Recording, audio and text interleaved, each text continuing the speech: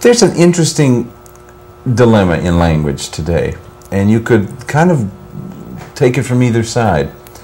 On one side, one could say that that language, at least in the English-speaking world, and I suspect we're not unique, is degenerating.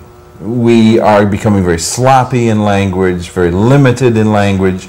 You rarely hear creative, artistic language in everyday speech anymore, that the metaphor disappears, and that we're getting the sort of, well, you know, hey man, sort of abbreviated language.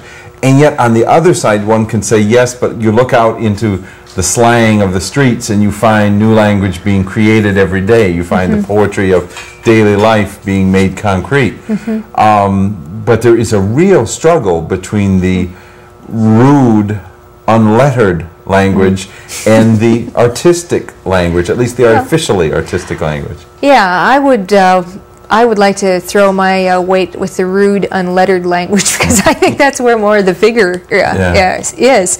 And I think there's a great deal of vigor in language. I don't think it's a matter of deterioration. I think if all you do is watch TV, you will have a sense that the language is going downhill because it's repetitive, it's deadening.